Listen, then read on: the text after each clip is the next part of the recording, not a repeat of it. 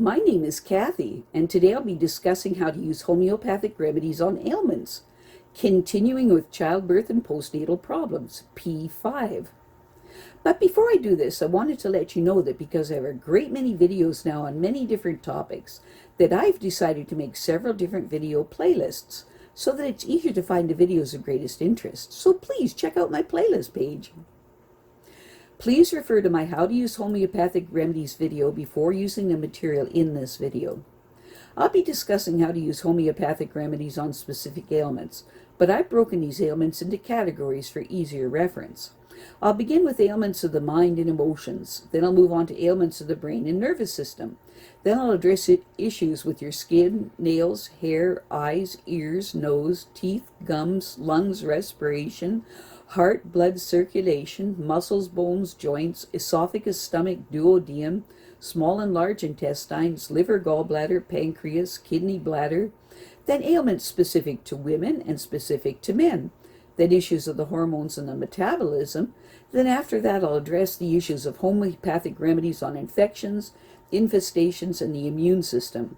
Then problems surrounding fertility, pregnancy, childbirth, postnatal problems, remedies for infants, diseases of childhood, special issues of adolescence, and finally special issues of the elderly.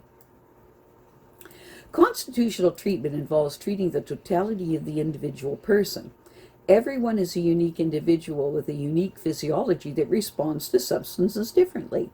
In homeopathy, it's recognized that people will react strongly to certain remedies, and as a result of this, they can be loosely placed into different categories called constitutional types. Homeopaths talk of, for example, phosphoric types. These are people who react strongly to phosphorus. Or arsenic amalgam types, those who react strongly to arsenic amalgam. The belief is that people of one type share similarities in terms of body shape, character, and personality, and the sorts of diseases from which they suffer. As an example, nature-mere people tend to be pear-shaped, have a dark complexion, be fastidious and rigid in personality, and keep themselves to themselves.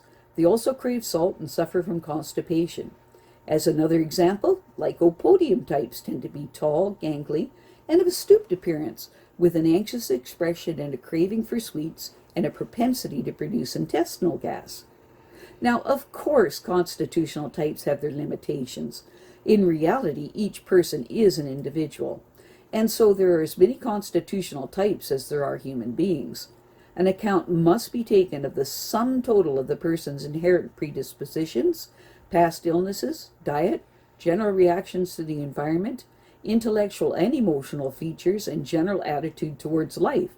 This is what is meant by constitutional treatment. I'll be making detailed videos of the various constitutional types after I've completed the use of homeopathic remedies on ailments. The ideas, procedures, and suggestions in this video and all my homeopathic videos are not intended as a substitute for the medical advice of a trained health professional. Consult your physician before adopting the suggestions in this video. If you're pregnant, do not attempt these techniques without the approval of your physician. So, let us continue with learning how homeopathic treatments can help with childbirth and postnatal problems, P5. If complications are expected, it is best to have the baby in the hospital, but if this is not the case, a more natural birth method is preferred. If you have strong views on specific procedures or specific drugs, speak to your doctor about this at some point during the prenatal period. This is also the time to ask if there would be any objection to your using homeopathic remedies, as they will not interfere with any drugs that you may be given. First stage of labor. In the last week or so of pregnancy, the baby's head slides down into the pelvis, and this will in turn relieve the pressure on the diaphragm and stomach.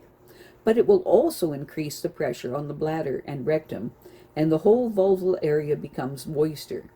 Most expectant mothers will probably have felt twinges of pain in the past few weeks of pregnancy, but as labor approaches, these will become more insistent, more frequent, and more regular. The expectant mother may also feel trembly and chilly. Now is the time to telephone your doctor or the hospital.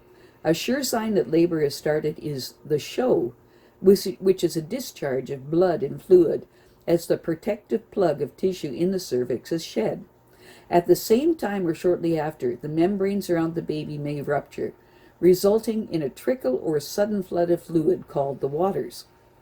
As labor proceeds, the expectant mother's pulse will become harder and faster, and her mouth may feel dry. Restlessness, nausea, and sometimes vomiting are also quite common features of this first stage of labor, especially at the transition, where things may come to a halt before the second stage of labor begins. During the first stage of labor, the cervix or neck of the uterus opens and is pulled upward so that the uterus, cervix, and vagina form a single tube or birth canal.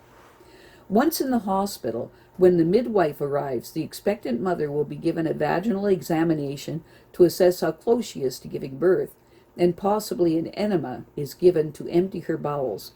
The old-fashioned habit of shaving the pubic hair is not necessary to prevent infections. The first stage of labor usually lasts about 12 hours at a first pregnancy and 6 hours at a second, but there are no hard, fast rules. Sometimes the first stage takes up to 24 hours or even longer. Sometimes this first stage of labor only lasts for a few minutes. Second stage of labor. The second stage of labor usually lasts an hour or so in first pregnancies and about half an hour the second or third time around. The contractions become stronger and the expectant mother feels the urge to push. It is now time for the expectant mother to push with the contractions and rest between them. It is common for the expectant mother to feel like her bowels are going to open. This is because the baby's head is pushing against her rectum. It is important for her not to let this stop her from pushing. As the head comes down the birth canal and is ready to escape from the pelvis, the expectant mother needs to go into panting respiration.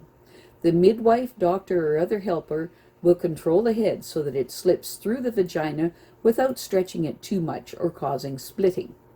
If there is a fear that the vagina will be badly torn, she may need an episiotomy, which is an incision in the skin of the vagina under local anesthetic. However, with good control and gentle massage of the vaginal skin, an episiotomy is often not necessary, though in some cases it is to the advantage of mother and baby. This is something you should discuss with the midwife or doctor beforehand. Once the head emerges, the shoulder and body soon follow. The baby can then be delivered onto the new mother's abdomen. Breathing is started by clearing the baby's airways of mucus and tipping its head down. The cord need not be clamped and cut until it has stopped pulsating, unless it is around the baby's neck. Third stage of labor. This takes another 30 minutes or so and is marked by an increase in bleeding as the placenta or afterbirth is delivered. The midwife or doctor usually pulls gently on the cord while pushing gently on the womb. The new mother may be given an injection of pyosin, which is derived from the same source as the homeopathic remedy Secale, to make the womb contract and prevent excessive bleeding. This is a good time for the new mother to bond with the baby, have a quiet cuddle, and offer the breast. Baby check. Immediately after birth, the midwife or doctor will check to see that the baby is all right, although a more thorough check will be done later. The baby's facial features will be checked for Down syndrome, genitals inspected for doubtful sex, and fingers and toes counted, and the back will be checked for signs of spina bifida, which is indicated by hairy patches or missing skin at the back of the spine, and the navel for signs of diaphragmatic hernia. The anus will be examined to make sure that it is open. A finger will be put into the baby's mouth to check for cleft palate, and the hips and feet will be checked for congenital dislocation or clubfoot. Afterbirth. Once the baby has been settled, the new mother will be washed or asked to take a shower, bathing her vaginal area with arnicle solutions. 10 drops of mother tincture to half a pint of warm water will take away some of the soreness and promote healing. After that, the new mother should be allowed to sleep, or at least be very quiet and tranquil. At this time, well-meaning visitors and telephone calls can be very exhausting. The new mother will probably not feel very hungry for a day or two. The thin vegetable soup is good on the first day, with salads and fruit on the second, and a return to her normal diet on the third day. Tea, coffee, chamomile tea, and wine are best avoided. The most important nutrients in the weeks after birth are iron, to make up for lost blood, and proteins to aid healing, and calcium for the new mother if the new mother is breastfeeding. A mixture of blood, fluid, and mucus are discharged from the womb in the days immediately following delivery. After pains are common at this time and tend to be worse if labor has been relatively easy. It is quite normal for the new mother to feel very weary and stiff. Some women also find themselves perspiring a lot. Within 12 to 15 days, the womb returns to normal size. After an episiotomy or a tear, the vulva and vagina will take several weeks to heal. Periods usually restart to 6 to 8 weeks after delivery, but may not reappear for several months if the new mother is breastfeeding. Postpartum hemorrhage. In the hospital, the drug pitocin is given to staunch bleeding after delivery. If you are not in the hospital, call 911 and take one of the remedies that follow. Specific remedies, to be taken every 5 minutes for up to 10 doses. Remedy of first resort, Secale, 30C. Blood dark and clotted, labor pains continue, use Pulsatilla, 30C. Profuse bleeding, backache that feels like period pain, tingling sensation in the vagina, body feels as if it's getting larger, use Crocus, 30C. Exhaustion from blood loss during labor, use China, 30C. Continuous profuse bleeding, bright red blood, nausea and vomiting, feeling cold and clammy, grasping for breath, use Ipecac, 30C. Dark clots of blood loss intermittently, hemorrhage associated with outburst of anger, use Chamomilla, 30C. Bright red blood that clots easily, pulse hard and full, face burning hot, use Ferrum, 30C. Slightest movement causing bleeding, blood mixed with blood dark and clotted as well as bright red, use Sabina, 30C. Profuse bleeding with intermittent pain, after pains, blood hot and bright red, feeling of pressure in the abdomen, use Belladonna, 30C. Premature birth.